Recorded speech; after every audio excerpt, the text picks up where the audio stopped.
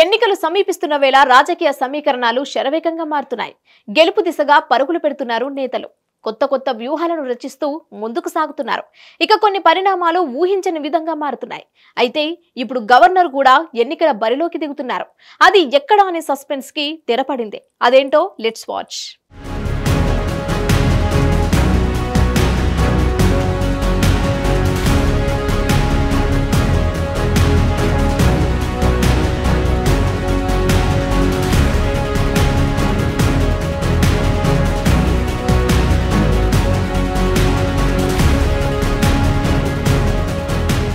రాష్ట్ర గవర్నర్ తమిళసై సౌందర్యరాజన్ ఎన్నికల బరిలో నిలవనున్నట్లు గత కొంతకాలంగా వార్తలు వెలువడుతున్నాయి. అది ఎక్కడి నుంచి అనే సస్పెన్స్ కి తెరపడింది. అయితే పుదుచ్చేరి ఇన్ఛార్జి ఎల్జీగా ఉన్న తమిళసై ఆ ప్రాంతంలో పోటీ చేయడంపైనే గురిపెట్టినట్టుంది. తుత్తుకుడి లేక విరుద్నగర్ నుంచి పోటీ చేయనున్నారని సమాచారం. పుదుచ్చేరి ఇన్ఛార్జిగా ఎల్జీగా అక్కడ పలు కార్యక్రమాల్లో ప్రభుత్వంతో కలిసి ముందుకు సాగుతూ స్థానికంగా తనకు పలుకుబడి ఉండటంతో అక్కడి నుంచే పోటీ చేయాలని భావిస్తున్నట్టు తెలుస్తోంది. ఇటీవల ఢిల్లీలో కేంద్ర హోంశాఖ మంత్రి అమిత్ షా వద్ద ఈ విషయం ప్రస్తావించినట్లు పార్టీ వర్గాల్లో టాక్ వినిపిస్తోంది. అయితే పుదుచ్చేరిలో కూటమి పార్టీ సపోర్ట్ తో ఉన్నామని, పోటీకి అక్కడి అధ్యక్షుడి ఆమోదం కావాలని అమిత్ షా తమిళసైకి చెప్పినట్లు సమాచారం. తిరిగొచ్చిన తమిళసై ముఖ్యమంత్రి రంగస్వామితో పుదుచ్చేరి నియోజకవర్గం కేటాయింపుపై చర్చించేందుకు యత్నిస్తుండగా ఆయన తప్పించుకు తిరుగుతున్నట్లు తెలుస్తోంది. దీంతో ఆమె తిరిగి తమిళనాడు నుంచే పోటీ చేస్తారని రాజకీయ విశ్లేషకులు అంచనా వేస్తున్నారు.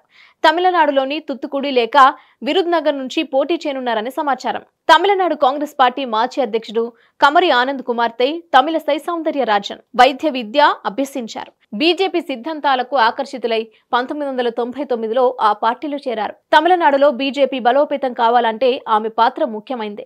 అందుకే ఆమెను ప్రోత్సహించేలా రాష్ట్ర ప్రధాన కార్యదర్శి, అధ్యక్షురాలు, జాతీయ కార్యదర్శి తదితర బాధ్యతలు అధిష్టానం అప్పగించింది. 2006 శాసనసభ ఎన్నికల్లో రామనాథపురం నియోజకవర్గం నుంచి పోటీ చేయగా ఓటమి పాలైంది. 2009 లోక్సభ ఎన్నికల్లో ఉత్తర చెన్నై నియోజకవర్గం నుంచి ఓటమి ఎదురైంది. ఇక 2011 ఎన్నికల్లో వేలచ్చెర్రి నియోజకవర్గం నుంచి బరిలో నిలవగా 4వ స్థానానికి పరిమితమయ్యారు. 2019 లోక్సభ ఎన్నికల్లో అన్నా డీఎంకే కూటమి నేతృత్వంలో తుత్తుకుడి నియోజకవర్గం నుంచి పోటీ చేశారు.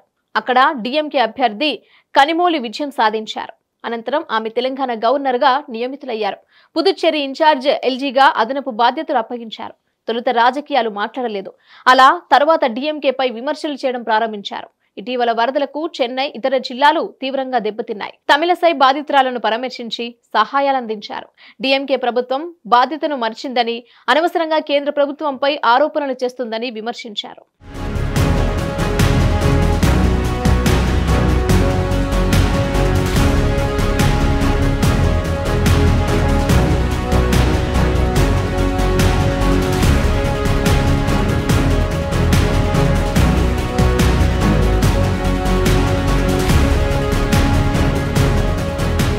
ఇప్పుడైతే తమిళసై ఫోకస్ మొత్తం పుదుచ్చేరిపైనే పెట్టినట్టు తెలుస్తోంది. ఇన్ఛార్జ్ ఎల్జీగా అక్కడ పలు కార్యక్రమాల్లో ప్రభుత్వంతో కలిసి ముందుకు సాగుతున్నారు. స్థానికంగా తనకు పలుకుబడి అక్కడి నుంచే పోటీ చేయాలని భావిస్తున్నట్టు ఇటీవల ఢిల్లీలో కేంద్ర హోంశాఖ మంత్రి అమిత్ షా వద్ద ప్రస్తావించినట్టు తెలిసిందే.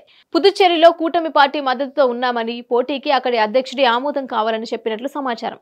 తిరిగొచ్చిన తమిళసై ముఖ్యమంత్రి రంగస్వామితో పుదుచ్చేరి నియోజకవర్గం కేటాయింపుపై చర్చించేందుకు యత్నిస్తుండగా ఆయన తప్పించుకు తిరుగుతున్నట్లు సమాచారం. ఆమె తిరిగి తమిళనాడు నుంచే పోటీ చేస్తారని రాజకీయ విశ్లేషకులు అంచనా వేస్తున్నారు.